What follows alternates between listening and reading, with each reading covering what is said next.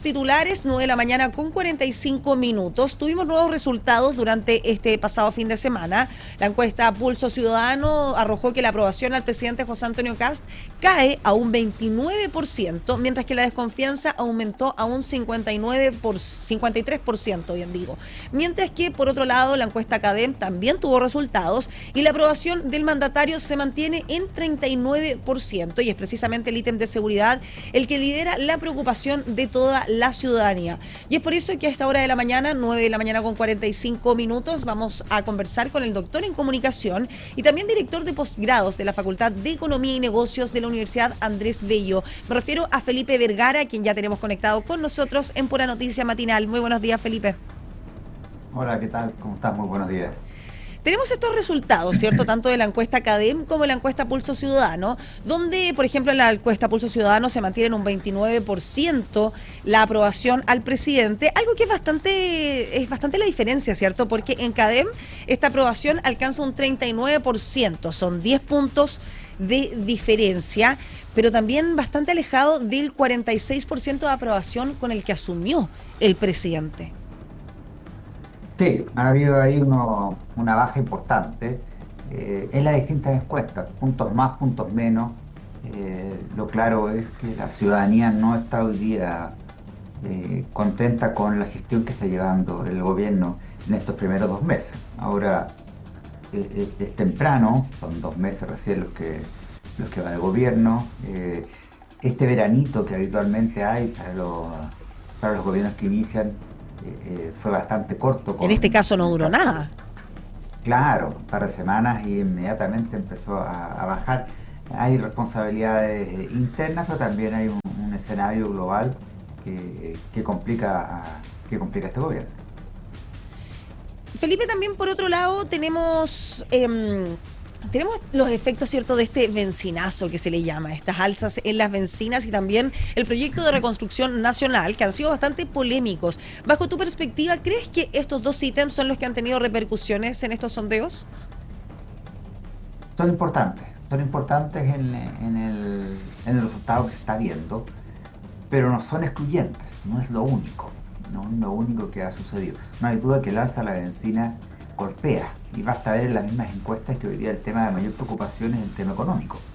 Si antes era el tema migrante o la seguridad de nuestras fronteras, hoy día es el tema económico el más sensible. Le sigue seguridad evidentemente, pero hoy día hay una sensibilidad a ese tema. El alza que ha experimentado las bencinas, el primer alza, que fue muy brusco, de cerca de 300 pesos, golpeó, y las siguientes alzas que hemos tenido también siguen golpeando. Eso repercute en la inflación, repercute ahora en estos días. Muy pronto vamos a tener el resultado de la inflación de abril, y eso también le va a golpear al gobierno. Entonces hay ahí un punto que es complejo, pero no es el único, ¿eh? Comunicacionalmente también hay debilidad. Bueno, ahí también ha sido uno de los puntos que más ha sido criticado, ¿cierto? El gobierno quizás no es lo que dicen o las medidas que están adoptando, sino que es cómo se lo informan a la ciudadanía. Bajo tu perspectiva, ¿también ha sido uno de los mayores errores que ha tenido el gobierno? Sí, hay formas y fondos. Creo que en el caso de la bencina, las formas fue muy poco acertada. El fondo también. Creo que haber decidido unilateralmente un alza de esta magnitud es compleja, pero la manera en que se transmitió, las propuestas paliativas para esta alza no le hicieron sentido a la ciudadanía, y también comunicacionalmente, desde las distintas vocerías que ha habido, particularmente de la misma vocera, como también lo que ha sucedido con el Ministerio de Seguridad, con el Ministerio de Vivienda, con el Ministerio de Transporte, ni hablar del Ministerio de Hacienda, le generan a la ciudadanía molestia, ¿no? O sea, no es fácil convivir cuando ves que hay un gobierno que no ha logrado instalarse bien, ni hablar de los serenios. Ustedes en Valparaíso lo han vivido in situ. Fue bastante complejo, ¿cierto? La instalación aquí del gabinete regional, tuvimos anuncios, ¿cierto? Después salidas, en el caso, por ejemplo, de seguridad pública, que es uno de los ítems que sin duda más le importa a la ciudadanía, tuvimos un nombramiento, después se borra esa publicación y finalmente es ratificado en el cargo ahí Hernán Silva, por ejemplo, y también en la cartera de salud, que es una cartera compleja, ¿cierto? No solo en nuestra región, sino que a nivel país también hubo ahí una llegada, denuncias, una salida, sin duda fue complejo. Por otro lado, Felipe, 9:50 a.m, conversamos hasta ahora con el doctor en comunicación y director de posgrados de la Facultad de Economía y Negocios de la Universidad Andrés Bello. Hablamos con Felipe Vergara. De acuerdo, por ejemplo, a Pulso Ciudadano, por ponerte un ejemplo que salió también este fin de semana, un 62.7% de los encuestados desaprueba la gestión que hemos tenido en el gabinete, ¿cierto? Ahí en los ministros del presidente José Antonio Kast. Llevamos menos de 2 meses, ¿cierto?, de la llegada, de la instalación de este gabinete. ¿Tú crees que se puedan pronto haber cambios en las carteras precisamente por estos resultados o sigue siendo muy pronto? No, es muy prematuro. Hablaría muy mal del gobierno que haga cambios a 2 meses de asumir. Creo que hay que aguantar un poco, hay que ver si realmente hay una mejor instalación a futuro.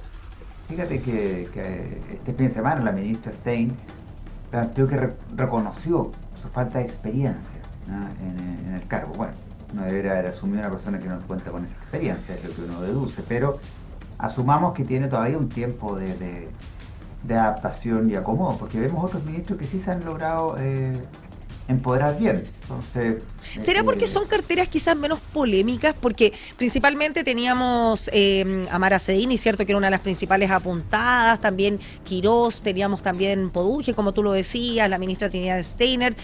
Han sido las carteras más polémicas. ¿Será porque por su instalación en los cargos o porque son generalmente carteras que generan más resquemor, por decirlo de alguna forma? Son más visibles, no hay duda de eso, pero Interior y la Secretaría General de la Presidencia, que también son relevantes, no han caído necesariamente en estos problemas. Yo creo que faltó algo de experiencia en ciertos ministerios para poder llevarlo de manera eficiente. No es lo mismo ser comentarista de un programa político que ser ministro, o ser fiscal que ser ministro, o ser empresario que ser ministro en el caso de Hacienda. Entonces, ese acomodo no es fácil, porque tienes que reinventarte en una función a la que no necesariamente se ha estado preparando. Y eso la ciudadanía también lo observa, además que lo observa porque es tercera candidatura del presidente Kast, en esta llega a la presidencia, y uno asumía que con tantos años de preparación, 12, ya se tenía listo la implementación. Se nos habló de un gobierno de emergencia y la emergencia hoy día pareciera ser interna y no hacia la ciudadanía. Entonces a la gente le molesta, no le hace sentido. Se esperaba, ¿cierto?, que José Antonio Kast quizás tuviera nombres más preparados, más visto con antelación, ¿cierto? Prácticamente también vimos una suerte de improvisación en el cargo de Trinidad Steiner, por ejemplo, quien renuncia poco antes de asumir, ¿cierto? Fue algo más o menos visto en la marcha, por decirlo de alguna forma. Al parecer no había un nombre puesto para ese ministerio, que sin duda es que juega uno de los roles más importantes en este momento para la ciudadanía, que justamente es seguridad, la mayor preocupación. Por otro lado, la encuesta Pulso Ciudadano, Felipe, arroja algo que, bajo mi perspectiva, sin duda llama la atención. 1 de cada 4 votantes de derecha no aprueba al presidente José Antonio Kast. O sea, estamos hablando con un 25% de quienes se consideran, ¿cierto?, de este sector político, no aprueban al presidente. Bajo tu perspectiva, ¿a qué crees que se debe esto? Hay que votar en segunda vuelta por el mal menor. Es decir, el voto duro del presidente Kast es un 24%. Eso sacó en primera vuelta, en 23,9%. El resto, para llegar a este 50 y alto que sacó 56%, es voto prestado, ¿no? No es un voto duro, no es un voto incondicional. Es gente que decidió no votar por Yanel Jara. Que es un escenario más o menos similar al que vivimos en las elecciones pasadas, ¿cierto?, cuando gana Gabriel Boric. Claro, es lo mismo. Boric sacó un 25% y logró mantenerse en las encuestas en torno al 30%. pero él ganó con un voto prestado en segunda vuelta. Y el presidente Kast tiene sufre el mismo escenario, entonces no es de extrañar que se mantenga en torno al 30% y quizás menos, porque a diferencia de Boric, que tiene un voto incondicional, la derecha no necesariamente es tan incondicional. Lo vimos con el presidente Piñera, que llegó a un 9%. O sea, ni sus partidarios de la primera vuelta, que eran mucho más que los de Kast y los de Boric, lo apoyaban. Entonces hay ahí un voto castigo a través de las encuestas que es más duro en la derecha, por lo menos lo que hemos observado, que en la izquierda. Entonces, salvo que haya un cambio de timón que no se ve por ahora, puede seguir bajando, punto a punto puede seguir bajando y generando un descontento mayor en la ciudadanía. Bueno, al parecer, cierto, es el votante de izquierda, cierto, de ese sector político, quien es más incondicional, por decirlo de alguna forma, ¿cierto? Hay un voto duro que pase lo que pase, siguen apoyando. Eso en la derecha, por su pragmatismo, No lo tiene, no se ve al menos. No al menos. 9 de la mañana con 56 minutos, conversábamos con Felipe Vergara, quien es doctor en comunicación y director también de posgrados de la Facultad de Economía y Negocios de la Universidad Andrés Bello. Muchas gracias, Felipe, por haber estado con nosotros esta mañana. Gracias a ustedes, que estén muy bien. Nos vemos en una próxima oportunidad, que tengas una muy buena semana. 9 de la mañana con 56.